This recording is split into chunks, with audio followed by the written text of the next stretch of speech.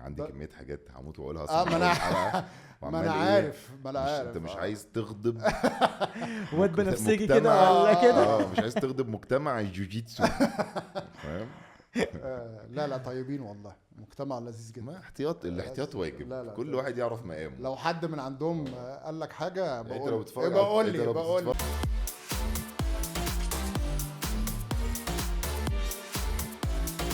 البحر والطاقه الحلوه. بس كده. احمد ماجد، ايه الاخبار؟ قبل ما نبتدي الحلقه عايز اعرف كوتش ولا بروفيسور ولا هناديك ايه؟ لا هو ماجد، ولا هو كوتش ماجد. ولا بروفيسور، هو ماجد، المعلم ماجد، الكابتن ماجد. اظن الحلقه دي على هواك. ها يا باشا، انا متفرج، عايز اقول لك. لا يا عم ولا متفرج ولا حاجه، ساعه البوكسنج.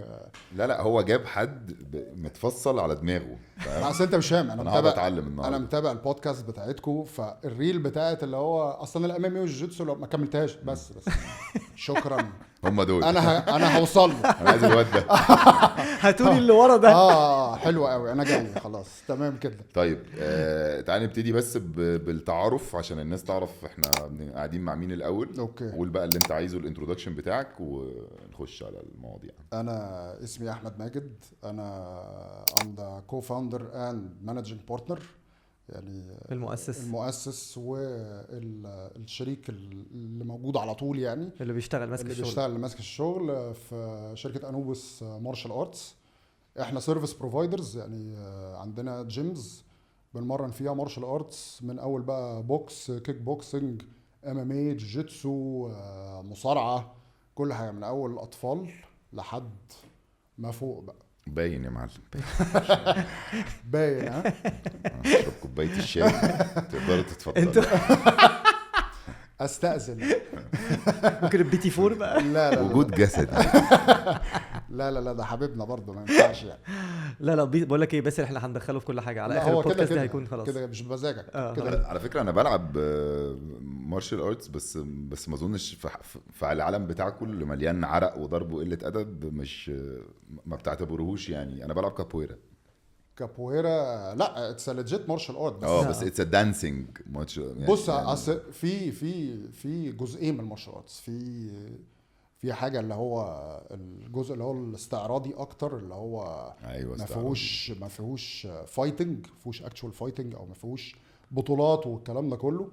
زي في حاجات كتير زي الكابويرا، زي الايكيدو، زي الوينج تشان، زي تاي تشي والحاجات دي. بص تعالى هقول. الكونغ فو بيتقسم كذا حاجه. احنا قاعدين في التجمع الخامس مش في كوريا على فكره. اللي فجاه تاي تشي المعلم مياجي دي كوريا فرع التجمع. بس ففي حاجات فيها اللي فيها بطولات دي تمام، وفي حاجات ما فيهاش بطولات، فيها زي الكتات وكده، دي ما بتبقاش ليها اي يعني، ما فيهاش تطبيقات على الواقع، فاهم قصدي؟ لكن الكابويرا كتمرين لا اتس فيري نايس. لا جميل. انا بتديك اجيلتي يعني، بتديك فاهم فتنس ولياقه والكلام ده كله. لا لياقه بدنيه رهيبه يعني. انت ممكن بعد كده تستخدمها في حاجات تانية، فاهم قصدي؟ يعني ممكن تترانزيشن للعبه تانية. لا انا اصلا كنت بلعب تايكوندو زمان، كنت بطل جمهوريه. طب حلو قوي. كانت الكابويرا بالنسبه لي سهله جدا. طب حلو قوي. بس اللي انتوا فيه بقى، اللي انا عايزكم تبتدوا تتكلموا فيه من للناس، تمام، بالنسبه لي معقد جدا. اوكي، احنا ممكن نبتدي اصلا بالاول برحلتك انت كماجد. بص انت ابتديت امتى؟ انا ابتديت في سن 4 سنين. انا ابتديت من وانا عندي 4 سنين. انا كنت طفل يعني مش شقي، كنت طفل شقي ومؤذي يعني، فاهم؟ طفل مقاتل يعني. لحد كبير. فانا كان بالنسبه لي وانا صغير تهريج الايدين ده احلى حاجه في الدنيا يعني. اوكي، انت فاهم؟ عارف انا الناس دي. انا كنت الطفل الواد ده هزاره غبي قوي. ايده تقيله جدا. يا احمد ايدك تقيله بقى. كده. فابتدى الموضوع يعمل مشاكل بقى في العيله، لان انا فاهم كنت بمد ايدي على ولاد عمتي وحاجه كده، وفي المدرسه وبتاع. فابويا قال لا انا لازم اخليه فاهم يطلع الطاقه دي في حاجه. ودي عسكريه بنين يعني فاهم، خشيه قوات خاصه بقى من دلوقتي فاهم، ونخلص. بس فكانت الجودو البدايه. قعدت العب جودو، كنت بلعب جودو في نادي الصيد. قعدت من سن 4 سنين لحد اولى جامعه. فكانت فتره طويله. ده 4 سنين الاولى جامعه ده يعني 16 سنه. بس قصدي ده معناه ان انت كنت في الجودو، ده مش هزار ده.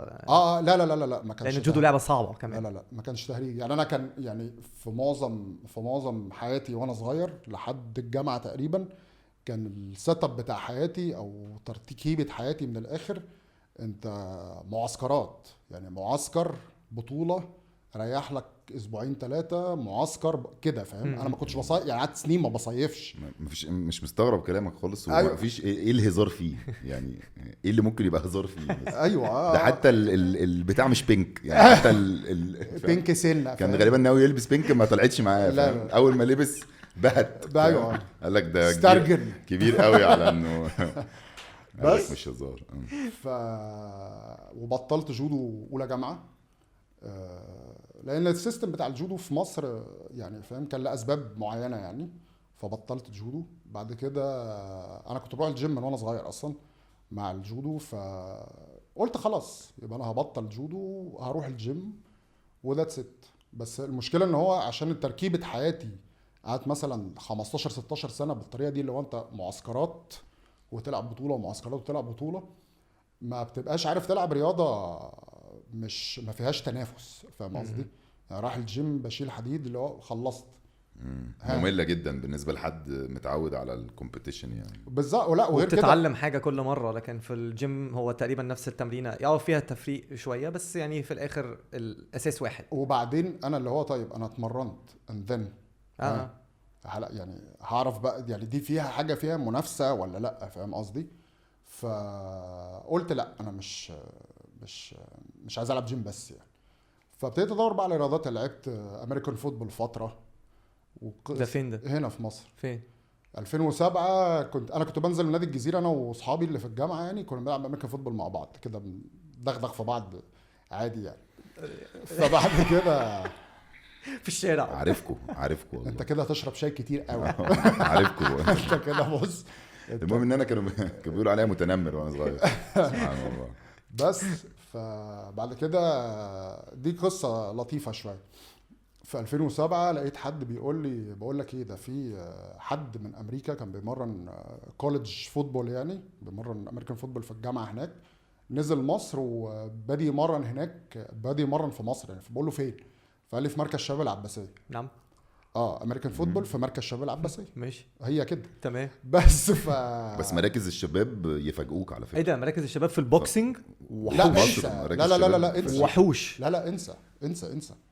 بس فطيب ماشي خلاص يلا بينا. رحنا وبتاع، كان تمرين يعني كنا بنبتدي فاهم صعقه. كان ملعب، لا هو كان ملعب 11.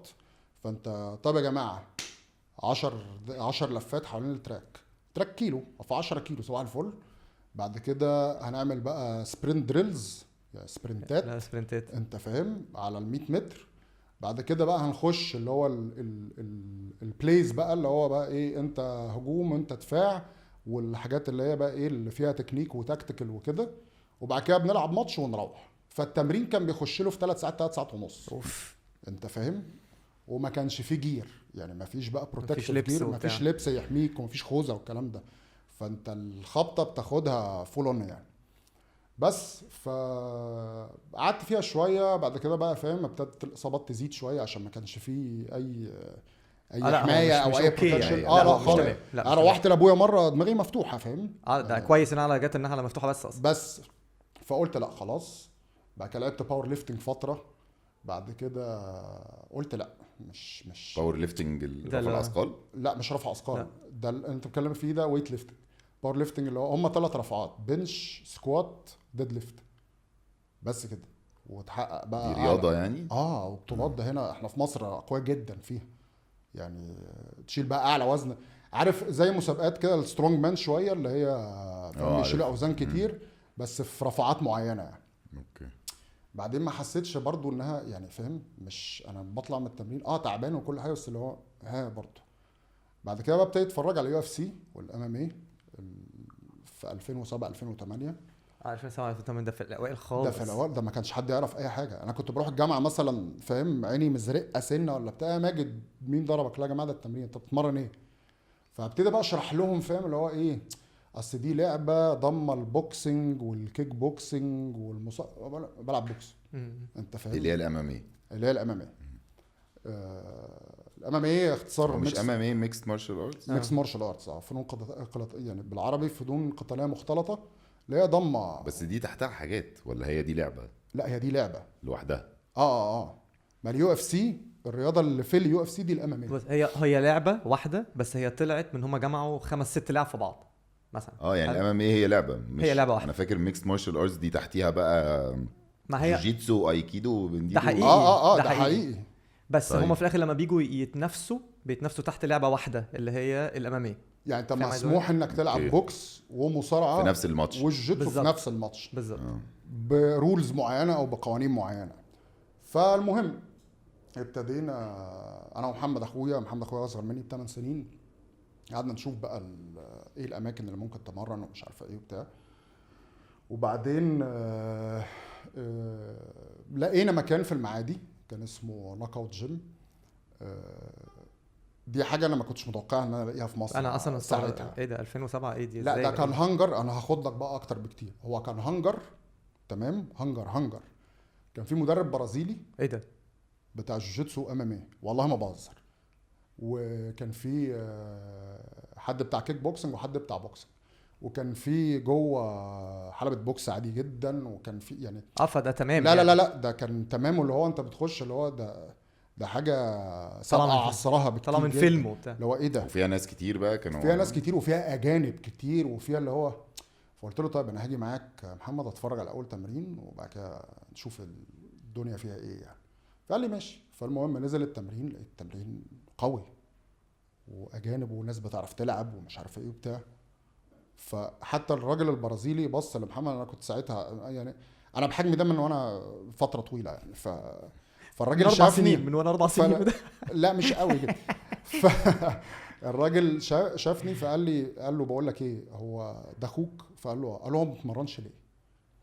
قال له ما هو جاي يتفرج وبتاع. الراجل بعد التمرين راح طالع لي قال لي ايه الاخبار وعامل ايه؟ قلت له تمام الحمد لله. انت كنت بتلعب قبل كده؟ قلت له بلعب جودو. شاف لقطه قاعد بره هتقولي ده بس. فقلت له كنت بلعب جودو. قال لي هتتمرن؟ قلت له التمرين الجاي معاكم. قال لي خلاص ماشي. فاتمرنت حوالي تقريبا سنه ونص سنتين. وبعد كده لعبت ماتش هنا في مصر. كانت ممكن تكون اول بطوله اماميه اتعملت في مصر تقريبا، بس كانت معموله على الضيق يعني، كانت فايت نايت.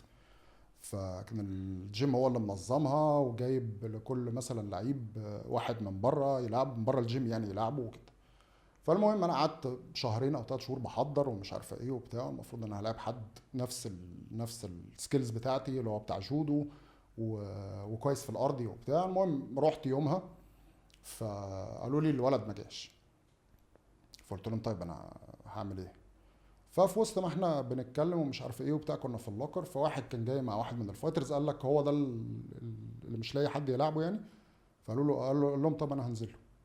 كان بتاع بوكس، هو هيفي ويت برضه. فانا بصيت له كده اللي هو فدخل لك طيب. واحد وزن تقيل برضه. طيب ماشي خلاص. فانا يعني ال3 شهور انا كنت بتمرن على واحد فاهم في الارضي، فانا بتمرن بوكس. فمره واحده قلبت ان انا بلاعب واحد بوكس. فانا اللي هو طيب انا هنزله على الارض ملهاش حل. بس ممكن نشرح بقى الحته دي اكتر، ان انت قصدك ايه لما بتبقى بتتمرن لواحد بتتمرن له بحاجه معينه؟ بص في الام ام اي بالذات بيبقى فيه يعني اللي هو على حسب اللي قدامك السكيلز بتاعته او هو متخصص في ايه. ممكن يبقى حد مثلا كويس قوي هي بتتقسم حاجتين، جرابلينج وسترايكنج. جرابلينج ده اللي هو الرياضات الالتحاميه زي المصارعه، الجودو والجوجيتسو الكلام ده. والسترايكنج اللي هو اي حاجه ليها علاقه بالضرب على الواقف، اللي هو بقى بوكس، كيك بوكس، مواي تاي، تايكوندو. ده السترايكنج وده الجرابلينج. الفكره او الام ام اي فايترز طول عمرهم بيحاولوا يعملوا ايه، ان هو يبقى حاجه اسمها ويل راوندد. الويل راوندد ده اللي هو ايه، هو كويس في معظم السكيلز اللي المفروض تبقى عنده. فلو حد جابه على الارض يعرف يتصرف، حد وقفه فوق يعرف يتصرف. وعاده الناس بتبقى يعني اللعيبه دي بتبقى جايه عندها باك جراوند مختلف خالص. يعني مثلا هتلاقي مثلا واحد بتاع مصارعه بس ابتدى يخش عالم الام ام اي، فعشان يخش وينافس على اعلى مستوى لازم يبقى كويس قوي في البوكس، كويس قوي في الكيك بوكسنج. هو اوريدي كويس في المصارعه ويبقى كويس في الجوجيتسو. فانت اتس ا جيم اوف ان انا ايه يعني، هي لعبه ان انا مين عنده اوبشنز او عنده اختيارات ويقدر يعني يفرض الاختيارات دي على اللي قدامه مين through اللي انت الskills. هتجيبه على الارض دي لعبتك، هو يجيبك فوق بالظبط مش عارف كده إيه. بالظبط. فانت لازم فانا تبقى على كنت الأقل عندك بتمرن البيزكس. لواحد فاهم في الارضي، فعشان اكنسل دي معاه فانا بحسن نفسي على الواقف، فاهم قصدي؟ عشان لو حب يجي ياخدني على الارض، انا اوريدي كويس على الارض لكن فوق قصه تانية. فلما حوله او جالي حد تاني السكيل سيت بتاعته مختلفه تماما، او المهارات بتاعته مختلفه تماما، هو على الواقف، انا جامد تحت على الارضي، فليه انا اخش في الحته بتاعته؟ انا اخده عندي انا بقى، فاهم؟ اجيبه في حتتي انا. وقد كان انا الحمد لله يعني كسبت الفايت ده في حوالي 25 ثانيه. هو بالظبط هو لسه بيرمي اول ايه والله 25 ثانيه مش فايت يعني. ايوه هو المفروض يعني هو المفروض الفايت؟ ربع ساعه بس هي كده. هو مع اول جاب انا رحت نازل شايله موقعه وخنقه بس. هي دي لعبه بقى ايه الاستراتيجي بتاع الموضوع. فبعد كده المدرب قال لي لا انت هتلعب بره مصر ومش عارفه ايه، وجاب لي فايت في اسبانيا فعلا. بس هو حصل حاجتين في السنه دي خلونا بطل تقريبا امامي يعني. كان الجيم حصل فيه ماس كهرباء جه على الارض اتحرق اصلا. وانت هناك؟ لا مش وانا هناك. لا ما كانش في حد في الجيم، كان بالليل الساعه 1 انا سمعتك بالليل. بتقول اتحرقت. مش انا اتحرق، هو الجيم اللي اتحرق مش انا. اصل انا قلت عادي ماس كهرباء جه على الارض وانت اتحرقت بحجمك عادي. فعادي فقمت بقى وعملت كده هوف ورحت كملت. ايه القرف ده؟ رحت هافف ومروح فاهم. ريحتي مدخنه. لا بس فالجيم كانش فالجيم في بقى اتحرق. مكان اتمرن. وبعدين والدي الله يرحمه كان جاله كانسر في اول السنه، وكانت دي 3 مرة تقريبا. فكنت بتمرن ومعاه ومش عارفه ايه، وبعدين اخر السنه توفاه الله يعني. بعد كده يعني انا في حياتي بقى الترانزيشن اختلف تماما، لان انا كان كل همي ان انا اذاكر وانجح واتمرن. لمره واحده انا بقى شايل مسؤوليه، لان انا امي كانت متوفيه من زمان، مسؤوليه بقى مسؤوليه محمد اخويا ومسؤوليه جدتي ومسؤوليه، كان بقى عندنا فاميلي بيزنس فانا كنت متحمله ورث بقى يعني، فاهم اللي هو دخلت في قصه يعني القصه تانية خالص فاهم. فبطلت فتره، وبعدين جيت على الكلام ده مثلا اراوند 2009 2010. جيت على 2012 ما كنتش يعني على طول موضوع المارشال ارتس ده حواليا فاهم. فجيت في 2012 قلت لا انا لازم ارجع اتمرن تاني. كان في واحد صاحبي المضحك في الموضوع ان هو كان الاوبوننت بتاعه كان هو اللي لاعبني بتاع البوكس. فتح جيم وكلمني قال لي بقول لك ايه، ما تيجي نتمرن مع بعض ومش عارف ايه وبتاع. قلت له حاضر يلا. وابتديت اتمرن وابتديت ارجع ومش عارف ايه، وكنا هنبتدي نحضر لماتشات وبتاع. بعد كده حصل. انت كنت ساعتها عندك كام سنه؟ الكلام ده 24 سنه 23 24. بعدين فلسه صغير قدامك ان انت لسه لا تقدر كنت تخش عادي. لا عادي. بعد كده حصل ان كان عندنا دروب كبير قوي في الفاميلي بيزنس، وسرحنا موظفين كتير والكلام ده كله. بعدين قلت طب لا خلاص ركز في الشغل بقى، سيبك بقى من الماتشات وسيبك من الكلام ده. بعدين جيت على 2013 واحد من الناس اللي كنت بتمرن معاه في المعادي في الجيم اللي هو اللي اتحرق، قال لي بقول لك ايه، احنا بنتمرن دلوقتي في الدقي ومش عارف ايه وبتاع، ما تيجي، وده دلوقتي في فريق جوجيتسو وفريق كيك بوكسنج ومش عارف ايه. قلت له بقول لك ايه لا خلاص بقى قال لي بس تعالى جرب. قلت له ماشي خلاص هاجي اجرب وبتاع ونشوف القصه فيها ايه. فرحت لا لقيت مستوى الناس قوي قوي في الجوجيتسو وفي الكيك بوكسنج، بس انا كنت عايز العب جوجيتسو مينلي يعني. ورحت اول يوم انا كنت عامل له ريمايندر عندي على الكالندر يعني 20/1/2013 كانت اول تمرين جوجيتسو ليا. كان عندي حوالي 26 سنه تقريبا. فدخلت اتضربت، فقلت بس هو ده اللي انا عايزه، هو ده المكان اللي انا عايزه. وقلت الجوجيتسو اخيرا اتضربت. اللي هو بس كده انا مبسوط جدا كده فاهم. بعدين الجوجيتسو ميزتها ان انت مش يعني انت كده كده بتتمرن تقريبا كل يوم وبتلعب ماتشات تقريبا كل يوم، فمش هتاخدني من الشغل. وحتى لو انا عايز احضر لبطوله او حاجه انا كده كده اوريدي بتمرن، بس يعني هشد التمرين بس في مثلا شهرين قبل البطوله واروح العب الكومبيتيشن وارجع. This podcast is powered by VOO, a mart in an app. ممكن نشرح للناس بعد ما تخلص كمان ايه هو الجوجيتسو بالظبط؟ بص ممكن اشرحها من دلوقتي على طول. يلا لا بينا. خلص قصه بقى. ماشي. وصلنا ل 2013. ومن ساعتها ابتديت الجوجيتسو. التيم ساعتها كان اسمه كارلسن جريسي كايرو. هي كريم هيبقى فاهم الحته دي شويه، اللي هو موضوع الافيليشنز ده عامل زي الفرانشايز كده. انت مثلا جروب مثلا تبع حد جيم في امريكا مثلا. بالظبط كده. فاحنا كان اللي ماسكنا ساعتها كان اسمه كريم شاه، هو كان تبع سكول في لندن. ايه ده، انا اعرف كريم شاه. لا والله. اوكي. عارفه كويس. هو اول واحد مرني الجوجيتسو. هو ايوه. عرض عليا من زمان، بس قلت له ما بلعبش ماليش حاجه، فيه. ما العبش حاجه ما اعرفش اقول اسمها. لا في ناس بتقول جوجيتسو. جوجيتسو. أيوة. رحمكم الله يا حبيبي. ايوه. بس لا شاه مجنون لا. وحزمه وحاجات. انا زيه برضه فاهم. بس اتمرنا مع كريم. بعد كده كريم ساب مصر وجينا في، هو سافر السعوديه، فجينا في 2015 كده. كان بقالنا سنتين بنتمرن، والتيم يعني كان لفتره كان مثلا في 40 50 واحد. بعد كده ابتدى ايه مع عدم وجود كريم وكريم ان هو بقى وجوده اقل، بقت الناس بقى ايه تبتدي تقل. فالمهم واحنا في 2013 كلنا نقينا انوبس، يعني نقينا الاسم بتاع انوبس، لان هو الافيليشن بتاع كارلسن جريسي. الشعار بتاعه يعني هم كلبين بولدوج باصين قدام بعض. تمام. بس ميك سنس. فقلنا عايزين حاجه تبقى ليها علاقه بمصر وليها علاقه باللوجو ده او بالشعار ده. هو انوبس ده اله فرعوني. اله فرعوني على شكل كلب، وهو الاله تقريبا الموتى حاجه كده. فهي جت كده. ميك سنس. انا جاي اوافق النهارده. ميك سنس. انا تحت التهديد يا جماعه. بس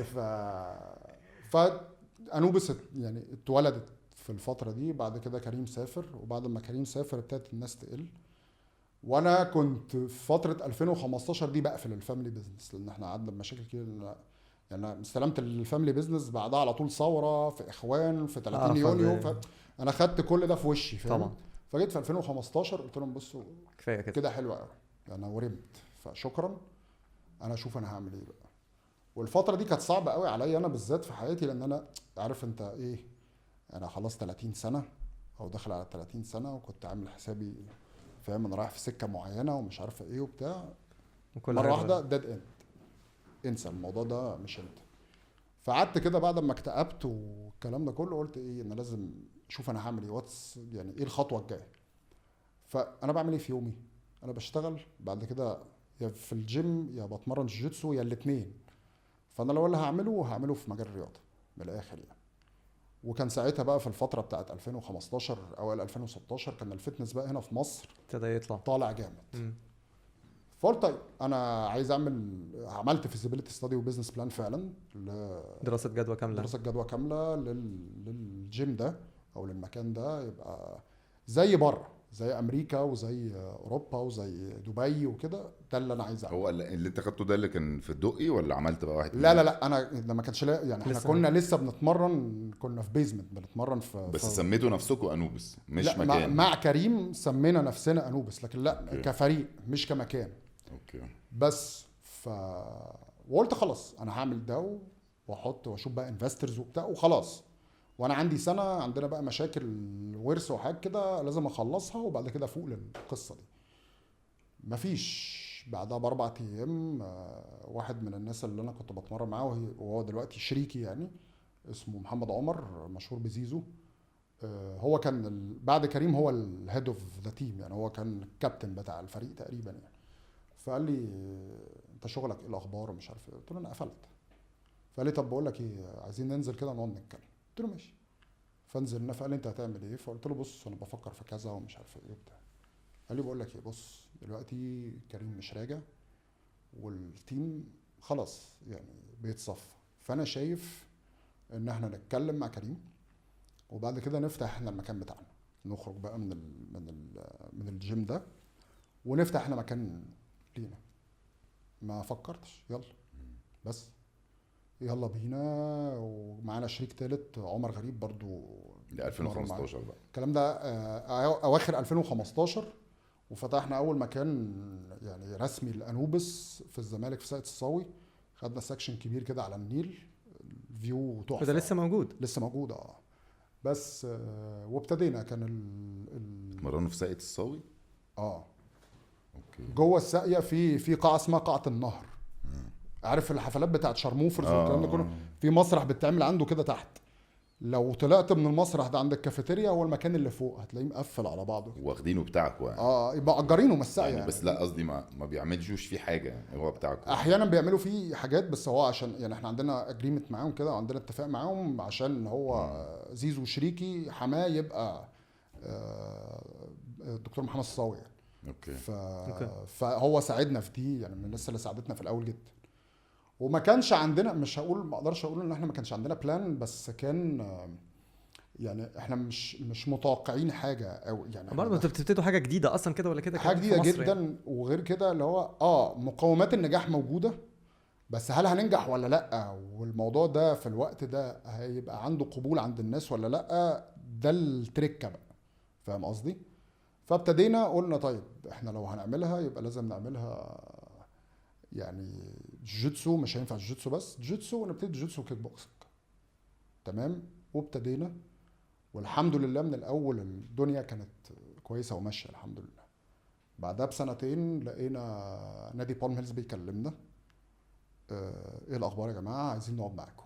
طيب رحنا قعدنا، ايه الموضوع، احنا انتم مسمعين جامد واحنا سامعين عنكم كويس ومش عارفه ايه، احنا عايزين نفتح مارشال ارتس فاسيلتي او يعني جيم بتاع مارشال ارتس فنون قتاليه، يبقى انتوا اللي ماسكينه وانوبس وكل حاجه، شراكه ما بيننا وما بينكم، وهنعمل حاجه على اعلى مستوى. يعني انتوا ابتديتوا 3 شركاء في ساقية الصاوي، قعدتوا سنتين وبعدين بالم هيلز ابتدت بقى الناس تاخد بالها منكم. هنا الناس بقى ابتدت تاخد بالها مننا. وانا ساعتها كنت يعني انوبس بالليل وبشتغل الصبح. وبعدين لان انا كنت ابتديت من 2016 لحد 2018 كنت فول تايم انوبس. بعد كده بقى كنت بتقدم وبتجوز ومش عارفه ايه وبتاع. مبروك. والله يبارك فيك. بقيت 3 سنين بس فالمهم اللي حصل ان هو بعد كده يعني ما كنتش فاضي بقى الانوبس قوي. وبعد كده الاكونت بتاع يعني المكان بتاع بالم هيلز فتح وكده. فالمهم كان لازم اسيب يعني، لان كانت الدنيا ابتدت تسيب الشغل ولا اسيب الشغل، مش اسيب انوبس، اسيب الشغل واتفرغ لانوبس، لان الموضوع ابتدى يكبر بقى خلاص. الموضوع ابتدى يكبر والمستقبل هنا يعني بس. فالمهم رجعت فول تايم تاني، رجعت بقى شغال هو انوبس بس وانا الشريك اللي موجود على طول واللي بيهندل الدنيا. والحمد لله كبرنا، والحمد لله البراند بقى ليه اسم واللوجو بقى معروف.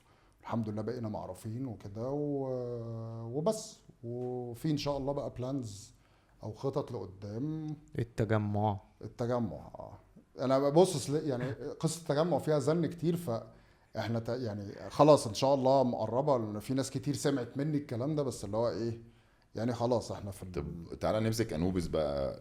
ايه اللي تحت انوبس؟ ايه كل الرياضات اللي تحتها او المارشال ارتس المختلفه، وايه كل واحده؟ اوكي. حاليا احنا دلوقتي عندنا البروجرام الاساسي او اللي احنا معروفين بيه اللي هو الجوجيتسو. الجوجيتسو لعبه التحاميه زيها زي المصارعه وزي الجودو، بس هي عكس الجودو 70% او 80% على الواقف، مفيش ضرب، بيبقى فاهم، بيبقى رمي يعني تحاول ترمي اللي قدامك وتثبته كده زي المصارعه وزي الجودو. لكن الجوجيتسو بتبقى 70% على الارض و30 او 40% على الواقف. فهي بتخليك او بتجبرك ان انت تتمرن جودو وتتمرن مصارعه، غير بقى التكنيكات اللي انت بتتعلمها على الارض. وبعدين الجوجيتسو فيها جزئين، في جزء اللي هو بالبدله اللي هو زي بدله الجودو او بدله الكاراتيه وكده، ومن غير بدله اللي هو انت بتلبس شورت وتيشرت. الفرق في ايه؟ الفرق ان هو يعني دي تقريبا رياضه ودي رياضه طبعا. وذن وجوه الرياضه دي. البدله انا اقدر امسك من البنطلون، من الياقه، من الكم، من اي حاجه، فالتكنيكات بتاعتها بتبقى ايه اكتر بكتير. من غير بدله واسمها النو جي، يعني دي بتبقى مفيش بدله امسك فيها، فالتحكم فيها والسيطره فيها بتبقى مختلفه تماما. ان انا بقى لازم بمسك الدراع وبمسك الرقبه يعني مفيش لبس امسك فيه. فهي النو جي او اللي من غير بدله بتبقى مياله اكتر للمصارعه، والمصارعين فيها بيبقوا اقوياء جدا. لكن الجي او البدله اللعب بيها بيبقى فاهم. هو الجي يعني بدله، جي يعني بدله، ونو جي يعني نو جي يعني لا بدله. طب يعني انا لو عايز العب جوجيتسو بخش بقول انا اللي بختار بقى، بقول انا عايز العب جي او نو جي، ولا انا بتعلم كله؟ لا. وقت البطوله بقى انت بتتعلم كله، يعني انت بتتمرن الاثنين كده. بتمرن جوجيتسو بقى، بتتمرن جي بقى جوجيتسو. نو جي مش جي نو جي مش فارقه، في ايام للجي وفي ايام للنو جي. اوكي تمام. بتخش تتمرن بعد كده، بعد سنين وسنين بقى، مثلا بعد 2-3 انت بتقول لا انا عجباني مثلا البدله اكتر، فانا هتمرن بدله اكتر. ودي بطوله ودي بطوله يعني، ودي بطوله ودي بطوله بجد والله. والله. لا هما فعلا مختلفين تماما عن بعض بس يعني. هما الاثنين جوجيتسو. الاثنين جوجيتسو، بس طريقه لا يعني هقول لك مثلا زي هوكي اللي على الجليد وهوكي الصالات مثلا. انت فاهم؟ هي نفس اللعبه، بس التكنيك الابروتش بتاعها او ان انت تلعبها ازاي بالظبط وتكسب فيها ازاي مختلفه تماما. اوكي. بس ده الجوجيتسو. وعندنا بوكس، وعندنا كيك بوكسنج، وعندنا ام ام اي. البوكس العادي اللي احنا عارفينه، كيك بوكس بوكسنج اللي هو بوكس مع رجلين، مع رجلين، اللي بيبقى من غير جلافزات. لا بجلافزات اللي هي الكبيره بتاعت البوكس عادي. كيك بوكسنج برضو بجلافزات طبعا. كبيره. امال ايه اللعبه يا جماعه اللي هي بيلبس ربع جلافز كده؟ دي الام ام دي الاماميه بقى، دي اللي احنا لسه ما وصلناش. دي ماشي هي كمل. الأمامية. يبقى كده جوجيتسو وبوكسنج وكيك بوكسنج ومواي تاي. المواي تاي دي كيك بوكسنج، بس بتستخدم بقى فوق ايديك ورجليك الكوع والركبه. و هو بوكسنج كيك بوكسنج تايلاندي بالظبط كده، هو كيك عشان بوكسنج اسمها تايلاندي بالظبط. وعندنا مصارعه حره اللي هي يعني اللي بيلعبها بقى كرم جابر بيلعب رومانيا، بس المصارعه الحره محمود سباعي ومحمود سباعي والناس دي. المصارعه الحره عن الروماني انت ما ينفعش تمسك، يعني ما ينفعش تيجي ناحيه رجليه خالص. المصارعه الحره لا، انت بتنزل حره بقى، حره اعمل اللي انت عايزه، حره في نفسها. انت فاهم؟ بس انتوا اللي عندكم بقى مصارعه حره ولا روماني؟ عندنا حره. اوكي. و ام ام اي. ولسه عاملين مدخلين يعني تمرين جديد للاطفال من 2 ل5 سنين، حاجه اسمها سبورتس فاونديشن. دي تاهيل رياضي من الاخر. ايه بقى الاكاديميز 2 ل5 سنين؟ طب مش هتحرضوهم كده يضربوا العيال في الكي جي 1؟ لا ده ملوش دعوه، ده بروجرام تاني خالص. ده تاهيل رياضي عامه، بمعنى فتنس يعني. هقول لك. اوكي. الاكاديميز كلها اللي بتبتدي تمرن الاولاد هنا في مصر ما بتاخدش، ممكن تاخد اقل سن 4 سنين او 5 سنين. فانت من سنه ل4 مش يعني ما فيش حته يلعبوا فيها رياضه. وبعدين مشكله الولاد الصغيرين في السن ده لما بيخشوا سن 4 سنين او 5 سنين وهم ما بيلعبوش اي حاجه خالص، انت بتبتدي تعلمهم الحركات الاساسيه الاول، اللي هو ازاي يفتح حوض، ازاي يستخدم ايديه، ازاي يبقى عنده توازن، ازاي يتحرك كويس، يبقى عنده فاهم الاينمنت، اللي هو انا بعرف استخدم ايدي مع رجلي. انت فاهم اللي هو ايه؟ بتعلمه المايند بودي كوردينيشن، اللي هو ايه؟ التواصل اللي هو العقل الجسدي بالظبط، قبل ما يخش الرياضه. فهيبقى عنده يعني اسبقيه كبيره جدا، او عنده ادفانتج، يبقى عنده الاساسات وعنده الاساسيات من قبل ما يلعب الرياضه، مش لسه هعلمه يتحرك. انت فاهم؟ فاحنا من سن 2 ل5 بنعلمهم ده. انت فاهم؟ ازاي يفتح سبليت، ازاي يتحرك، في حاجات ليها تمارين ليها علاقه بالتوازن. انت فاهم الكلام ده كله؟ بعد كده على سن 5 سنين والله بنقول لهم والله ده شاطر في السباحه، مش هنا اصلا، روح سباحه. شاطر في التنس. على فكره انا ده بروجرام انا كنت بدور لسينا بنتي عليه وما لقيتوش. ايوه اهو في انوبس. حبيبي انا عمال اقول لهم تعالوا ايوه جايين ما تقلقش. معلش دي بنتك يا حبيبي. روح لها المعادي، روح لها 6 اكتوبر. لا بعيد. لا بعيد. هات انا اعمل لا لها تاهل رياضي. هقلها هجريها في الصاله والله بره حوالين الكنبه كده ما تقلقش. بس دي البروجرامز دي الرياضات وانتوا- اللي عندكم دي في الرياضات اللي موجوده. بس الرياضه الاساسيه اللي انتوا ابتديتوا بيها كانت الجيجيتسو. الجوجيتسو احنا كنا فريق الجوجيتسو بس. اوكي.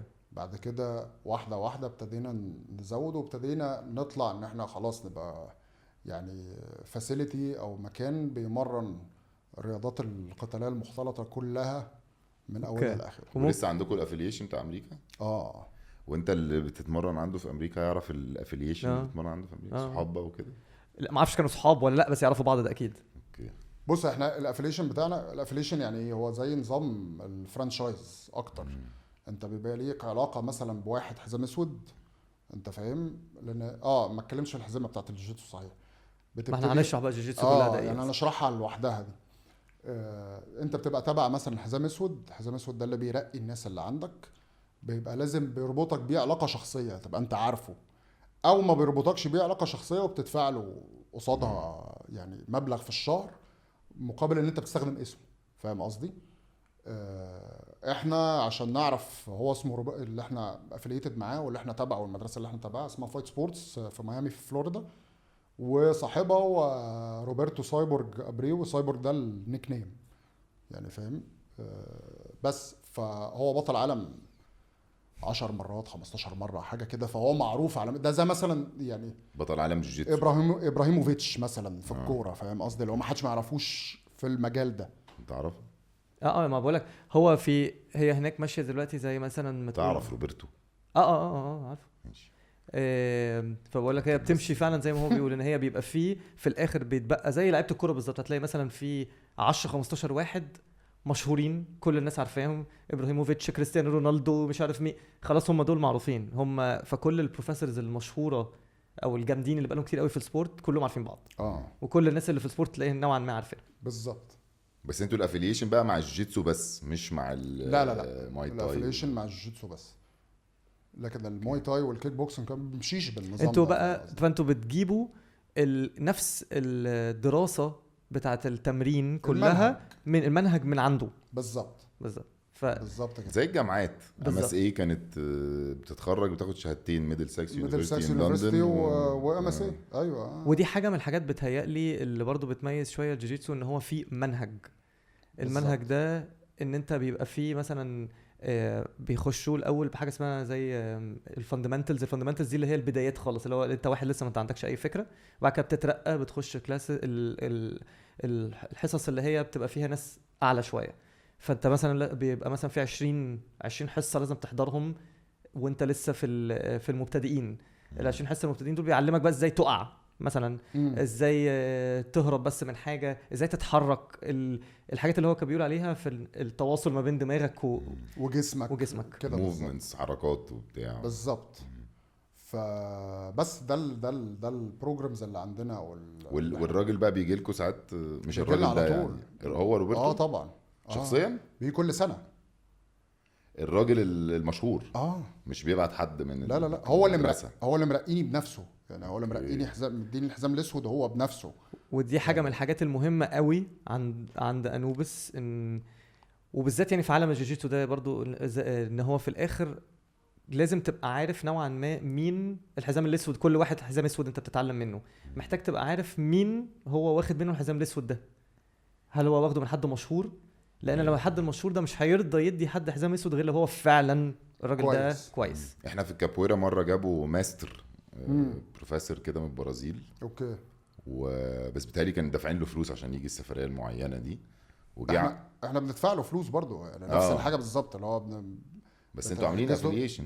لا بس دي مالهاش دعوه بيه. اوكي. بتحجز له الطيران وبيجي الاقامه عليك والسيمينار بيحط الفلوس بتاعته. انا هاخد في السيمينار كذا وبس. اوكي. حاجه جانبيه؟ دي حاجه على جنب، مش في الاوفر؟ لا دي بره الاوفر. لا لان هو جابوا ماستر من والله العظيم مش في الاوفر.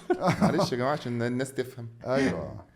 جابوه واخدونا في زي صاله كبيره، وابتدى دخلنا فايتس ومش عارف ايه وحركات وموفمنتس معينه وتكنيك معين وكده. ايوه. وبعدين يبتدي يديك بقى الحزام، كل واحد يديله حزام معين على حسب المستوى بتاعه. أيوة. مش عارف ايه وبتهيالي هو الحاجه اللي انت ايه السبب ان انت اصلا اندمجت في الجوجيتسو؟ بص، اللي خلاني اندمج في الجوجيتسو حاجتين. الحاجه الاولانيه ان هي اولا، يعني انا بتكلم على الجوجيتسو دايما بقول ان هي يعني فاهم زي مثال حي يعني للحياه، او تجربتك او رحلتك في الجوجيتسو عامه عامله زي الحياه. انت فاهم اللي هو ايه؟ انت في الاول لو انت بداخل على حاجه جديده انت بتبقى خايف، ما انتش عارف انت متوقع ايه بالظبط. طب انا هبقى كويس فيها مش هبقى كويس فيها؟ بعد كده يعني فاهم بتاخد الريسك وبتاخد المخاطره انك تجرب. بعد ما بتجرب اللي هو ايه ده، طب انا كنت خايف من ايه، طب انا المفروض اتعلم ازاي، طب انا اعمل ايه، الكلام ده كله. بعد كده بتلاقي نفسك فاهم جبت شويه سكيل صغيره او مستواك اتحسن شويه، اللي هو ايه، طب ده كويس، طب ده حلو. بعد كده مره واحده تلاقي حد مستواه راح ناطط مره واحده فوق الكيرف كله، فيبتدي انت مثلا كنت فاهم بتكسبه في الماتشات مره واحده انت مش عارف تعمل حاجه، فبتيجي ترجع تقول طب هي المشكله هنا فين؟ المشكله فيا؟ طب انا المفروض اتمرن اكتر، طب انا المفروض اعمل ايه؟ ده هو مثلا في التكنيك ده بيوقفني بالطريقه الفلانيه، طب انا هبتدي اتمرن على حاجه تانية عشان فاهم اكاونتر ده والكلام ده كله. الستريس ده وطريقه التفكير دي بشكل يومي بتغير لك حياتك 180 درجه.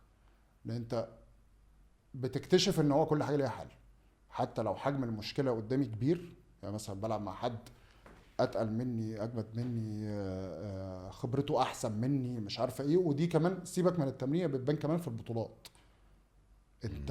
انت مين؟ هي بالظبط من الاخر يعني بتعريك قدام نفسك انت مين بقى. هل انت لما الدنيا هتبقى صعبه هتستسلم يقول جيف اب، هتخلع، ولا هتكمل، ولا هتلاقي حل؟ طب انت هتلاقي الحل ازاي؟ ما انت ممكن ابقى انا شايف ان الحل والحل ده غلط وانا مصمم عليه ومفيش حاجه بتحصل.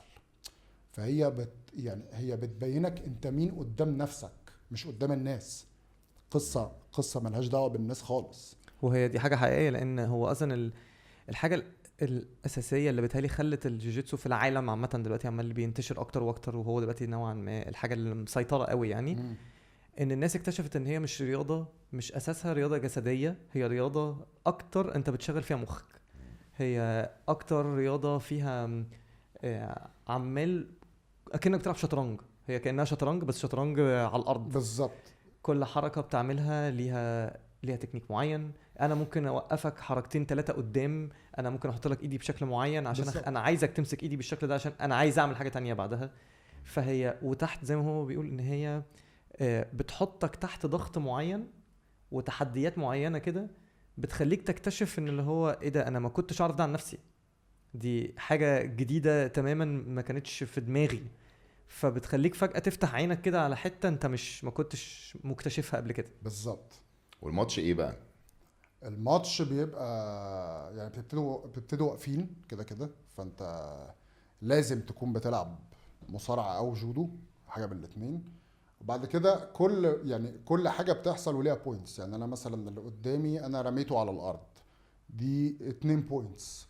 بعد كده كل بوزيشن على حسب، او كل وضعيه في اللعبه على حسب الوضعيه بالظبط. انت في انهي حته بتاخد عليها بوينتس مختلفه، تاخد عليها نقط. بالظبط. بس هي هي نوك اوتس ولا لا هي خنقه او كسر؟ مش قصدي، يعني قصدي ممكن الماتش يقعد ساعه يعني، لا ولا لا هو لا لا لا في وقت لا في وقت بوينتس يا اما سبمشن يا اما تخنقه او تكسره. هي بتبتدي كده على حسب او تكسره. لا مش تكسره يعني هتكسره فيقوم عامل لك كده بالظبط تخليه يستسلم يعني.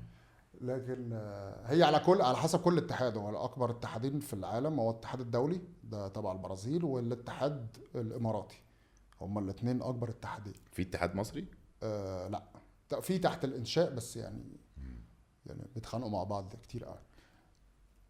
بس المتعارف عليه يعني الاتحاد الدولي ان الحزام الازرق، هي الاحزمه كده ابيض ازرق بنفسجي بني اسود. ما تتريقش على البنفسجي عشان هم البنفسجيه جامدين قوي. انا لما بشوف البنفسجي ده بخاف اصلا. يعني لما ترقيت البنفسجي اللي هو كده الله كيوت اللي هو ماشي اوكي فاهم. عندي ب- كميه حاجات هموت واقولها ما أصلاً انا أول حلقة، وعمال ما انا إيه، عارف ما انا عارف انت مش عايز تغضب واد بنفسجي كده مجتمع- ولا كده. مش عايز تغضب مجتمع الجوجيتسو، فاهم؟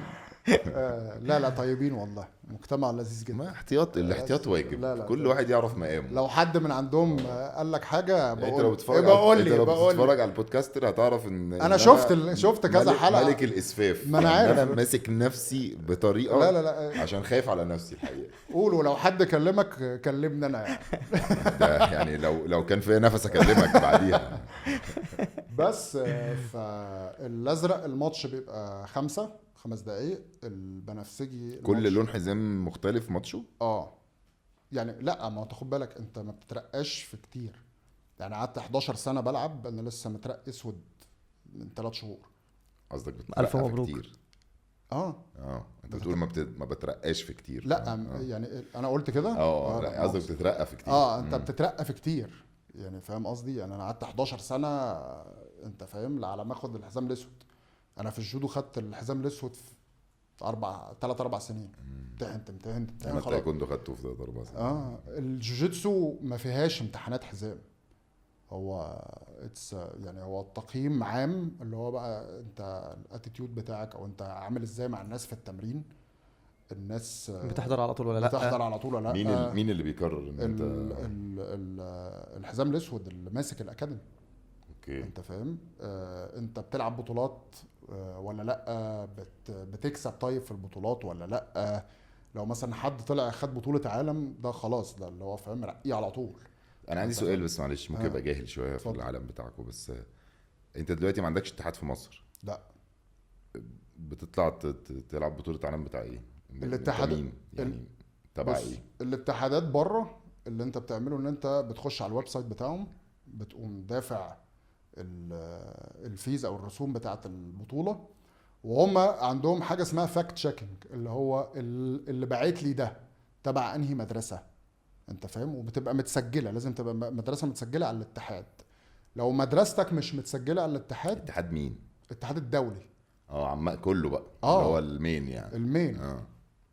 بعد كده الاتحاد ده، لو انت مش مدرستك مش متسجله، لازم تسجل تبع مدرسه متسجله.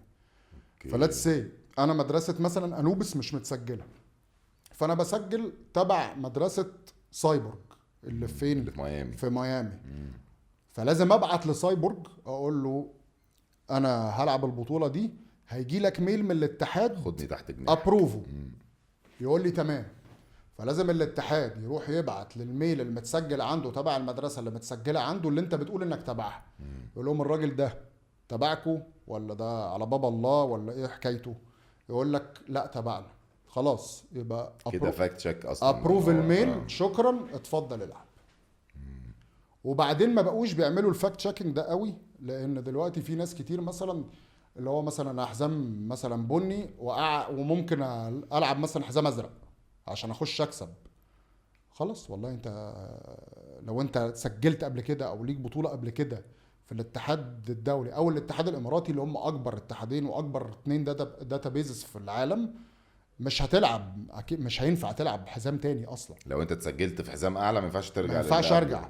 ولو انا اتسجلت مثلا في حزام ازرق من 2 سنين، والسنه دي انا بقول مثلا انا حزامي اسود، يبقى في برضه. اتفضل. لا لا لا لا اتفضل، لا يدخلك عشان هتبان، ورينا بقى. هيدخلك في وسط الحزام الاسود. انت ازرق عايز تلعب اسود، خش يا وحش. خش. طب ما افرض الواد ده عنده بتحصل ساعات، يبقى تمام، بتحصل ساعات. يبقى كويس. لكن انا ازرق وانا فاهم، انا شايف نفسي فاهم بطير. طب في حد مصري عمل الواجب في البطوله العالميه؟ احنا انوبس تحتنا محققين اكتر من 300. انتوا انوبس بس، هو مفيش جوجيتسو لا، مصر؟ في مدارس تانية. انا بقول لك احنا كانوبس كجيم أيوة، انوبس يعني احنا محققين في الجوجيتسو بس اكتر من 350 ميداليه، منهم ذهب يوروبينز، ده بطوله اوروبا، ومنهم فضه او برونز غالبا، برونز بطوله عالم. فلا الحمد لله يعني. واو. لا هي لعبه مذهله يعني بصراحه. بنات ايه نظامهم؟ البنات لا بيلعبوا، عندنا بنات وبتلعب. بيلعبوا بنات بقى؟ بيلعبوا. بص القصه دي هنا في مصر بالذات او في العالم العربي، هم في البطولات بيلعبوا بنات طبعا. في التمرين على حسب الاوبشن بتاع الميكس الثقافه بتاعت الموجود البلد. بالظبط كده. يعني. ومش حاجات بس ثقافه البلد، في بنات بتيجي تقول انا ما عنديش اي مشكله العب مع اولاد، انا عايز العب مع بنات والعب مع اولاد، انا واخد الموضوع بجد، انا عايز اتحسن في الحاجات المعينه فانا جاي ما عنديش مشكله. وفي بنات بتيجي لا انا عايز العب مع بنات بس. ده مفهوم وده مفهوم يعني ده مفهوم ومتقدر وده انا مفهوم ممكن اجي ومتقدر. بس العب مع بنات بس. انت جاي تقفل لنا المكان يا ريس. انت جاي تقفل لنا لا المكان. كل واحد على قد مستواه بقى يا على باشا. مستواه. كل واحد على قد نيته.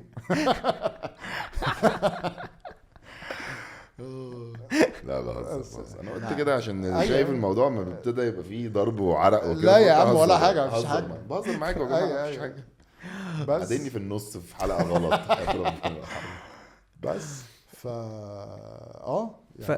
فهي فعلا الرياضه حلاوتها ان هي اول هي كانت اللي شهر الرياضه دي قوي انها كانت اول رياضه اثبتت قدام العالم. حصلت زمان وقت اليو اف سي، اول يو اف سي من اوائل اليو اف سي خالص اللي طلعت. كان اول مره هتحصل في الحياه ان واحد حجمه صغير يلاعب حد حجمه كبير اكبر منه بكتير، لان زمان ما كانش في حاجه اسمها نفس الاوزان. كان ممكن يخش اليو اف سي واحد مثلا 100 كيلو ضد واحد 180 كيلو عادي. فكانت اول مره يحصل ان واحد صغير جسمه عادي جدا وشكله حتى مش رياضي اصلا، شكله عادي، دخل وبقى يكسب كل الناس اللي اكبر منه بكتير. ده جيتسو ولا امامي؟ لا ده جيجيتسو.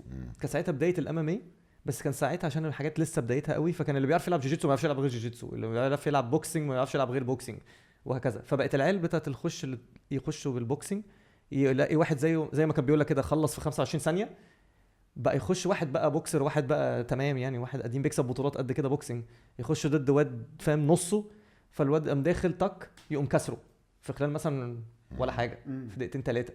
فابتدت فجاه الناس يحصل شيفت كده معين، ايه ده، هو انا ممكن ابقى جسمي صغير بس ممكن اكسب خناقه ضد واحد قدي مرتين. ومن هنا حصل زي ما تقول ايه انفجار بقى مره ده واحده. حوار راسل بيترز بتقعد تحكي لي عليه ده. راسل بيترز صح؟ مين ده؟ راسل بيترز بتاع انهي حوار؟ كوميديان ماله؟ مش انت تقولي بيلعب جوجيتسو؟ لا، بس الفيديو ده وقعد بس ده مش هو بس، ده كل دلوقتي توم هاردي ما هو كله فايرل دلوقتي كله. عشان هو كسب بطولتين. لا بس توم هاردي تمام يعني. توم هاردي بيلعب من زمان، وكيانو ريفز واشلي يعني ده مارك كوتشر. زوكربيرج. قصدي توم هاردي يجيب ان هو بيلعب. هو لكن جسم يعني. راسل بيترز لا هقول لك على حاجه، هي ملهاش دعوه بالجسم بالقوه خالص. الجسمانيه خالص. ما انا عشان كده بقول ان هو لما فاهم وراني قصدي؟ مره يعني هي ملهاش دعوه بالقوه الجسمانيه خالص. يعني هي ليها دعوه بالافشنسي اكتر حاجه، وان انت تكنيك فعال وبتاع. ازاي، انت عارف تستخدم التكنيكس دي بتاعتك. عامله زي احنا اقوى مثلا حد من عندنا بيطلع يلعب بطولات، ده اللي جايب ثالث عالم، اسمه احمد عماد 75 كيلو بيجي يعني بيخلي ناس تتاب 75 كيلو وزنها بقى 90 و120 تعالى لا عمده او 120 ومش عارف ايه وبتاع. لا فظيع، سفاح يعني. تعالى احمد يا عماد تشالنج يو ده بلاش خالص. على الترابيزه دي. ده بلاش خالص. يعني ده احمد عماد انا ما تشالنجهوش. لا عادي هنقطها في المونتاج يعني. لا ما انت بيع الكاميرا. كله بيروح في المونتاج يا باشا. انت هخش ابص على ماتشين كده ويا هشيلها من الحلقه يا هسيبها. تبيع الكاميرا اضمن. وابتدت من هنا الحاجات اللي الناس كانت دايما متخيلاها في عالم ان انت الضرب والخناقات والكلام ده كله اصلا فجأة اختلف واختلف جامد. وابتدت عشان كده ابتدى مش بس الناس كحجم، ابتدت كمان ان بقى ينفع الناس تشايفه ان ممكن ايه ده بنت ممكن تتعلم كده. بالظبط. لان ممكن بنت حجمها اصغر من ولد وولد اقوى منها عندها فرصة. ونفس بالظبط. القصة للاطفال. وبتهيالي ده فعشان كده انتوا عندكم بيبقى فيه بنات موجوده في الاكاديمي طبعا بيبقى في بنات موجوده في الاكاديمي وفي اطفال وكده يعني. وفي جالك الزهايمر لا انا عارف بس بس البنات ايوه بس البنات اللي بيجوا لكم في منهم بيخشوا بقى اكشلي كومبيتيشنز وكلام من ده. بيخشوا كومبيتيشنز بره مصر وجوه مصر بقى في بطولات بتتعمل جوه مصر وبينزلوا وبيلعبوا وكل حاجه. طبعا. وانت كنت بتقول ان في مدرستين هنا، المدرسه بتاعت ان بنت تتعلم وهي في مع يعني ضد انها بتنزل بتتدرب مع ولاد. ايه ميزه دي وايه ميزه ان هي تتدرب مع بنات بس؟ بص ميزه يعني بص هو الاكسبوجر او ان الرياضات دي طلعت دلوقتي للنور اكتر هنا في مصر، ان في اخر 5-6 سنين ابتدى يظهر بقى المشاكل المجتمعيه اللي هي التحرش والتنمر والكلام ده كله. ويعني من وجهة نظري المتواضعة جدا ان هو حلها نتكلم عنها وننشر الوعي عن المشاكل دي والكلام ده كله، لكن هو في الاخر الحل ان هو لازم الضحية تقف وتدافع عن نفسها، سواء بقى بنت تعرض للتحرش، ولد صغير يتعرض للتنمر، او راجل حتى زي وزيك وزي باسل يتعرض لموقف ان هو مثلا يضطر يحمي، مش يحمي نفسه بقى، يحمي مثلا مراته، يحمي ولاده، يحمي الكلام ده كله. انا من وجهة نظري المتواضعة ان هو ده الحل، ان انا لازم اتعلم ادافع عن نفسي. وانا بقول ان هي دي سكيل، يعني المارشال ارتس والسيلف ديفense، ان انا الفنون القتالية والدفاع عن النفس لازم تبقى مهارة انا بتعلمها كأني بتعلم القراية والكتابة. زي ركوب الخيل، لما كان زمان يقول لك وركوب الخيل، وركوب اللي انا الخيل. نفسي اتعلمه ده. بالظبط. فهي انا احسن لي يبقى عندي المهارة دي عندي يعني معايا انا، وما استخدمهاش احسن بكتير ما اقع موقف وانا مش عارف انا هعمل ايه يعني. بس انت رايك كيف ان ناس كتير بتشوف ان لو انا علمت ابني بالذات لو ولد حاجه زي الفنون القتاليه دي، ممكن يبقى يطلع بيستعمل ايده كتير ويبقى ماشي عمال يبلطج على الناس لانه حاسس ان هو اقوى منهم كلهم. هل انت بتشوف ان ده، هل شفت ده مثلا عندكم في الاكاديمي؟ لا، هو انا ده حصل معايا انا شخصيا، لان انا كنت وانا صغير زي ما يعني حكينا في الاول انا كان احسن لعبه بالنسبه لي مد الايدين. اوكي. لما ما هي دي طاقه ولازم يتعمل لها يعني فاهم، لازم تستثمر الطاقه دي في حاجه مفيده، فاهم قصدي؟ فمن الاخر لو حد عنده العنف ده، لو هو اتحط في الحته الصح والطاقه دي طلعت في الحته الصح بطريقه مفيده، بالعكس هو هيهدى بكتير. وده اللي حصل معايا لما ابتديت جودو من وانا سن صغير. انا بقيتش قادر اصلا اهزر مع حد بالايد، لان انا فاهم يعني هو الطاقه دي طلعت اوريدي خلاص، فانا اهدى واحسن، وما بقيتش بخش خناقات في المدرسه اصلا، لان يعني خلاص ما دي طالعه هنا. بالظبط. انت فاهم قصدي؟ ده غير ده كمان حقيقي. يعني بيتهيألي هو كان قصده ان الفنون القتاليه ممكن تخلي واحد يبقى اعنف. عايز يمد ايده على لا الناس. طبعاً. بس هو مش بس يعني اي حاجه. احنا كنا بنلعب تايكوندو واحنا صغيرين، كان رول نمبر 1 اول حاجه بنتعلمها قبل ما نتعلم الضرب، ان انت بتستعملش الحاجات دي بالظبط. على حد طبعا. الا لو هتدافع عن نفسك في موقف فظيع، ولو حد جه ضربك قول له مش عارف ايه وحاول تمشي يعني بيعلمك ان انت اصلا تمشي، فاهم؟ أيوة. لو اتزنقت بقى الزنقه المعينه انت عندك سلاح. بالظبط. وبعدين كمان عشان لما بتتمرن كتير انت بتكتشف قد ايه ان في نتائج وحشة كتير ممكن تحصل بسبب خناقة. بالظبط. انت عمرك ما بتبقى عارف كده لو انت عمرك ما بتتمرن حاجة كده، فانت مش متخيل ان لا ده انا ممكن واحد يتكسر، والكسر دي مش حاجة تمام يعني. وحد يقع غلط، يقع على دماغه، ممكن يقع على دماغه غلط، او بالزبط. يقع على رقبته غلط تتكسر، او الكلام ده فانت كله. بتبتدي تجمع الحاجات دي لما بتبتدي تتمرن. بالظبط. فهي دي النقطة اللي في الفنون القتالية عامة، ان هي بتعلمك بالعكس، هي مش بس بتهديك، هي بتعلمك كمان ازاي تتحكم في نفسك. انت فاهم قصدي؟ بالنسبة للولاد الصغيرين وبالنسبة للبنات والكلام ده كله. النقطة اللي انت بتتكلم فيها اللي احنا كنا بنتكلم فيها قبل ما نبتدي البودكاست، اللي هي بالنسبة للبنات ايه احسن لهم يتمرنوا مع ولاد او مع بنات. زي ما قلنا قبل ما نتكلم، الثريد بتاع ريدت اللي انا قريته اللي انا حكيته لك بمنتهى البساطه، الثريد كان بيقول كالاتي: واحده كانت كاتبه على ريدت اللي هو الثريدز اللي بتطلع على تيك توك دي، واحده بتقول انا ما كنتش يعني ما كنتش فاهمه الرجاله جسمانيا اقوياء ازاي. فهي كانت بتحكي ان هي بتاخد كلاسات او بتتمرن رياضه اللي هي حاجه زي كراف ماجا، اللي هو شبه الايكيدو شويه، انت فاهم؟ يعني حاجات ليها علاقه بالدفاع عن النفس، بس ما هياش رياضه، هو سيستم انت بتتعلمه تضرب في العين بقى، تضرب في العين وتضرب في مش عارفه ايه، ولو مسك ايه تلوي ايه والكلام ده. فهي كانت بتقول احنا كنا بنات وبنتمرن مع بنات بس، لكن لما جابوا لنا يوم واحد بتاع امن يعني في الكليه دي او في المكان ده، بتقول هو كان سنه 58 سنه، لياقته البدنيه في الضياع، عنده السكر والضغط والقلب، وبتقول احنا كنا بنجرب بس في التمرين يعني ان احنا نقف وهو يمسكنا يكتفنا ونخرج. قالوا ما ولا واحده فينا عرفنا نخرج اصلا، وده داخل على 60 سنه وفي امراض الدنيا. فما بالك لو حد بقى داخل يتهجم على واحده بقصد انه يأذيها، وشاب الموضوع هيبقى عامل ازاي؟ هيبقى اقوى كمان من اقوى بكتير. والادرينالين والادرينالين والكلام ده كله. فهي دي النقطه الشائكه شويه في حته السيلف ديفense. انت فاهم قصدي؟ لان الاحساس بتاع لو انا بنت وبتمرن مع بنت، الاحساس مختلف خالص لما ابتدي اتمرن مع ولد. موضوع مختلف تماما، ومش ولد عادي، لا ده ولد وبيتمرن وفت وقوي والتكنيك بتاعه جام. انت فاهم؟ ده الفرق. على حسب المعلومة دي اتقالت زي ما هي كده، على حسب انت هدفك ايه في الاخر، هو ده بالنسبة لك انت الاختيار.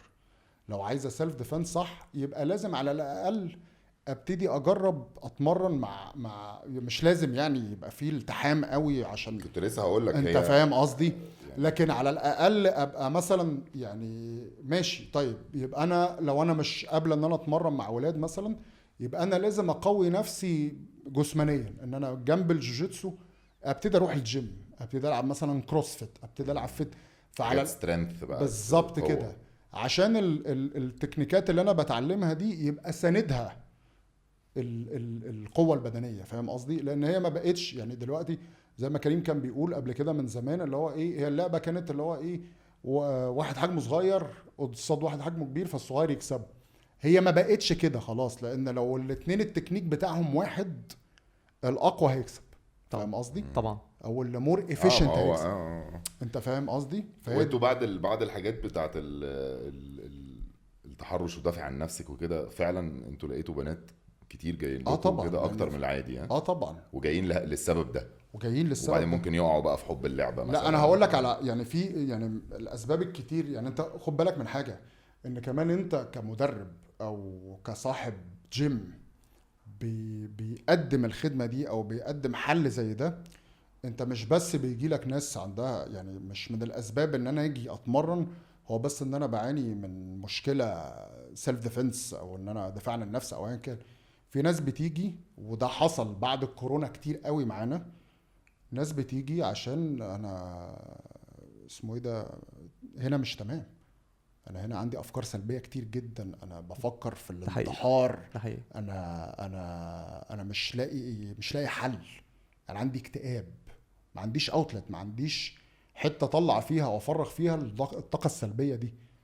وانا في حد جالي قبل كده قال لي بص، انا قلت اجي اتكلم معاك الاول قبل ما اشترك وقبل ما اعمل اي حاجه، انا هنتحر كده. انا بفكر الحاجات دي كومن في الجيتسو. دي حاجه بس هي بيتهيألي في اي حاجه بيطلع فيها، مش ولا الجوجيتسو فيه حاجه فيها معينه؟ الجوجيتسو فيها حاجه معينه، ان هي يعني انا لازم هي بص هي ما اقدرش اشرحها في جمله، بس هي فاهم اللي هو ايه يعني. هي عشان كمان ما فيهاش ضرب وما فيهاش غل، لان خد بالك الكوميونتي او المجتمع بتاع الجيتسو العالمي عامه، لما حد بيبقى مثلا نفسيته مش كويسه في التمرين، بيرخم على الناس في التمرين، ما هواش انت ما تقدرش تيجي تقعد تتكلم معاه والكلام ده كله، الناس بتقفل منه تماما. وبيحصل يعني هو مع نفسه كده بيحصل له فاهم تهميش، اللي هو بيهمشوه خالص. فالقصه دي مهمه. فلو انا داخل مش عايز افيد اللي قدامي، يعني في اتيكيت للموضوع شويه يعني، لو انا مش عايز افيد اللي قدامي او اللي قدامي مثلا انا مش عايزه يتحسن او الكلام ده كله، احنا هنا بنفيد بعض. فانت بتخش بتحس ان انت منتمي لعيله، ده انا ايه ده الناس دي. وفي ناس ما كانوش يعرفوا بعض بقوا اصدقاء عمر من الجيم، فاهم قصدي، من الجوجيتسو. فلما بيبقى عندك طريقه ان انت تطلع بيها الطاقه السلبيه، ومش بس كده، انا بتعرف على ناس والناس دي كلها لذيذه، وهنا كلها نفس البيربس او نفس هي الروح السبب. يعني الروح بتبقى الروح دي كمان. فانت بتحس يعني مثلا على عكس يعني لعبت بوكس ولعبت كيك بوكسنج فتره، مش موجوده في البوكس والكيك بوكسنج.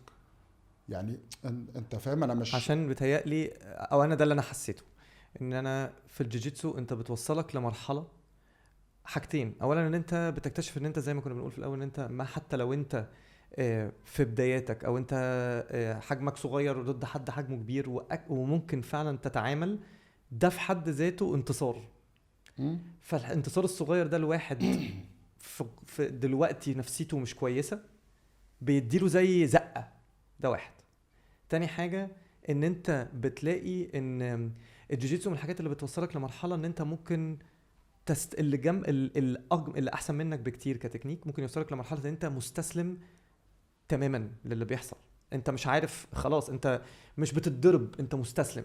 فبتقدر توصل لمرحله ان انت عارف لما بيقول لك يو ليت جو، كل الكبرياء اللي عندك وكل الحاجات اللي انت ماسكها كلها خلاص بتروح يا باشا، لان انت ما فيش اصلا، انت في واحد بيخنقك، فاهم؟ ما فيش بقى حاجه تقدر تتعمل.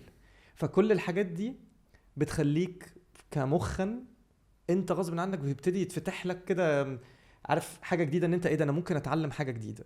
انا ممكن، انا مش محتاج كل الفلتر اللي انا عامله قدامي ده، زي ما كان بيقولك في الاول ان انت ده او دي اكتر رياضه بتخليك تشوف نفسك في المرايه بجد. بالظبط. فكل دي حاجات بتخليك بعد كده لو انت واحد عندك مشاكل نفسيه، او واحد، ناس كتير جدا على فكره عندهم مشاكل ادمان بيخشوا في الجوجيتسو، ناس كتير وبيبقوا قوي. على فكره الشخصيات اللي هي المياله للادمان بيبقوا جامدين جدا. قويه جدا في الجوجيتسو، لان هو بيدمنها. بالظبط. يعني بدل ما ادمن مخدرات او ادمن حاجه غلط، انا بدمن حاجه مفيده، وما بيطلعوش من الجيم. اللي هو مين اللي اخترع الجوجيتسو؟ بص هي يعني ايه معلش عشان انتوا الكلام اللي بتقولوه ده اصله كبير شويه، كبير وديب ولو حقيقي طبعا حقيقي ان شاء الله، بس يعني لو حقيقي ده معناه ان هو مش جاي من فراغ ومش جاي صدفه. فمين اللي اخترع الجوجيتسو وعلى ايه الاساسات؟ بص، الجوجيتسو والجودو والكاراتيه الثلاثه كانوا حاجه واحده زمان خالص في اليابان، وما كانش بيتعلموا غير اللي هو الساموراي، اللي هو يعتبر القوات الخاصه بتاعت الجيش الياباني. فاهم قصدي؟ بعد فتره، بعد ما الحروب بقى خلصت والكلام ده كله، فكل واحد كان في الساموراي لما رجع بقى لاهله والكلام ده كله ابتدى يعلمهم اللي هو متعلمه اصلا، اللي هو بقى يدافعوا عن نفسهم ازاي، ما اعرفش ايه بتاع. ففي ناس كانت كويسه في الكاراتيه، فالكاراتيه انفصل. في ناس، والجودو والجيتسو كانوا برضو نفس الحاجه تقريبا. حد من الناس دي من الساموراي كان واحد اسمه ماتسوي مايدا.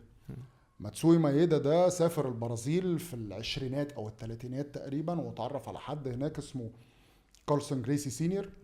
كارلسون جريسي ده قال له انا عايزك بقى. كارلسون جريسي ده يعني ربنا افتكره بقى، يعني كان عنده 11 عيل. اوكي، وكلهم ولاد. تمام. فقالوا انا عايزك تعلم ولادي اللي انت اتعلمته. فعلمهم، فطلع منهم كذا واحد اسمه هيكسن جريسي، ده من اساطير اللعبه يعني. واحد اسمه هويس جريسي ده اللي دخل كسب الناس في اليو اف سي اللي كريم كان بيحكيها. انت فاهم قصدي؟ وهم العيله بتاع جريسي دي خدوا السكيلز دي او المهارات دي وقعدوا يطوروها 30 سنه.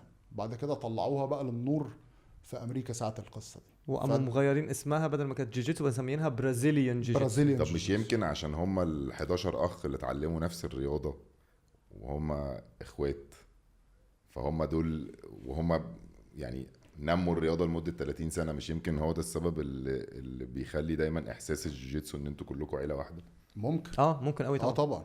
وكلنا في الاخر عارفين بجد على فكره. أيوة والله 11 اخ بيلعبوا نفس اللعبه، هم اخوات بيحبوا بعض، ابتدوا ينموا وابتدوا يوزعوا اللعبه يعني. أيوة. ابتدوا ينشروها، ده حقيقي. فنشروها بالعلاقات والريليشن شيب بالبوند ده. طبعا. وغير كده هي اصل هي، بص، انت لو حد اجمد منك انت وانت ما انتش عارف يعني تدافع على التكنيكس اللي هو بيعملها، هو انت بعد التمرين اللي هو طيب ممكن بس توريني بالزبط انت عملت ايه، فيقول لك عارف لو رفض ده مرفوض ده مش جوجوتساوي، ده مش لا هو الاكاديمي هو بجد قلب اسود الواد ده. فاهم؟ مش بس مش حزام اسود، ده لا ده قلب اسود. فاهم؟ لا وتلاقيه بيقعد ويعلمك وبتاع. يعني انا كل تمرين مثلا بعد ما بنخلص في سيكشن اللي هو بقى ايه بعد التمرين ده في ناس بقى بتيجي تسالنا فاهم اللي هو ماجد انا مثلا مش عارفه ايه النهارده كذا كذا كذا انت خدت بالك؟ فاقول له مثلا خد بالك من الحته الفلانيه. حد انا لعبت معاه مثلا اقل مني في الحزام او بتاعي يقول لي انا بعمل الحركه دي مثلا مع الناس كلها، معاك انت ما بتجيش ليه؟ اقول له عشان انت مثلا بتحط ايدك بالطريقه الفلانيه، فانا بقوم فاهم يعني داخل يعني فاهم بخش في التكنيك ده بالطريقه الفلانيه، فبستغل الغلطه اللي انت بتعملها. باخد بالك يبقى بدل ايدك ما تبقى محطوطه في البوزيشن ده، يبقى مثلا يعني فاهم اقف وظهرك مفرود وظهرك مفرود مثلا او حاجه انت فاهم. فانت بتديله الحل، بس في نفس الوقت هو ده لما هو بيديله الحل هو بيتعلم، هو بيضطر ان هو يحسن من نفسه، فهي مصلحه للاثنين. وده بيتطور، فانت بتضطر تطور من نفسك عشان انت فاهم قصدي. فده لا بص هو يعني هو الجيجيتسو ده طلع عالم لذيذ. انا ممكن ابقى يعني اروح اتفرج على تمرين على فكره انا ابتديت كده، انا رحت اتفرجت مره اي واحد فيكم عشان بس احط الكلام اللي انتوا بتقولوه في دماغي. بس هو انتوا الاثنين محبين جدا للرياضه دي، فبجد الكلام بس احنا على ليفلز مختلفه خالص. الراجل حزام اسود معلش بس الانترست واحد. أيوة. الاهتمام واحد والحب واحد. احمد انت بقى يعني قصة حياتك بوالدك، بالورث، بالشغل اللي سبته، بالأنوبس بفلوريدا وأمريكا وكل القصص دي، تحب تقول ايه يعني اكنك بتنصح حد عندك مثلا في الفريق او حد جديد لسه جاي يخش في الجوجيتسو؟ enjoy the ride، يعني استمتع بالرحله، لان في الاخر مفيش حاجه وحشه بتفضل، ومفيش حاجه حلوه بتفضل برضو صح. فاستمتع بالرحله، سواء انت ايا كانت رحلتك، انت بقى يعني بيزنس مان، انت راجل شغال في حاجه معينه، راجل فنان، راجل بودكاستر، راجل فاهم عايز تبتدي جوجيتسو، عايز تبتدي رياضه، استمتع بالرحله واستمتع بدلوقتي يعني فاهم ده بق باسل لا اصل انا ده بجد. لا ده بجد والله. انا بق المعتمد. لا اصل انا من المدرسه دي جدا. انا من المدرسه دي جدا، اللي هو لان انا خد بالك من حاجه، لان انا زمان انا كنت دايما عايش يا اما خطوه ورا يا خطوه قدام، يعني فاهم انا ايه اللي حصل فيا ده وايه اللي هيحصل فيا قدام، واللي انا فيه دلوقتي ده جاب بالنسبه لي، يعني فراغ. فدلوقتي لا يا معلم، اللي قدام ده عند ربنا واللي ورا ده راح لربنا، فاهم انت في دلوقتي، فاعمل احسن حاجه انت ممكن تعملها باللي معاك دلوقتي، باللي انت شايفه دلوقتي، بالامكانيات بتاعت دلوقتي. فدي نصيحه للناس كلها، واستمتع واتعلم. حلوه الحته الاخرانيه دي، بس هي دي. هي دي. طيب احنا بنعمل بقى حاجه على السوشيال ميديا كده لكل محبين الجوجيتسو، المدمنين جوجيتسو، سواء مدمنين او عاديين او عايزين ينتحروا او مش عايزين. التيشيرت دي مسيو احمد النمر الاسود هيمضي لنا عليها، والسؤال اللي هسألكوا على السوشيال ميديا اللي هيجاوب صح هنبعت له التيشيرت اللي عليها اللوجو الجميل بتاع البودكاسترز العظيم ده. تمام صح؟ وانا هبعت امتحانات على فكره في الخباثه. احتمال بقى نسأل عن البرازيلي اللي سافر، الياباني اللي ما سافرش، من هو هل هو السيراميك الذي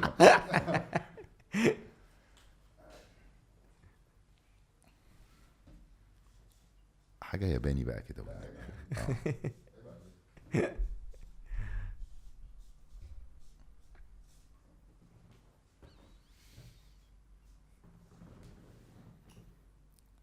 بس كده. عملت التاتو بتاع لا ما عملتوش، انا هموت واعمل تاتو بس يعني فاهم. طب يا دوبك انت البلاك بيلت بقى خش اعمله. يا دوب احمد ماجد نورتنا حبيبي، انا اتبسطت جدا بالحلقه النهارده، ويعني ان شاء الله يا رب يعني البودكاسترز يكبر ويكبر ويكبر ويوصل لجو روجن كده ان شاء الله. هنجيبه ان شاء الله. هشوفك على البساط ان شاء الله. الاحمدي مش البساط بتاعك. البساط احمدي نربع ونقعد على الارض. حبيبي حبيبي.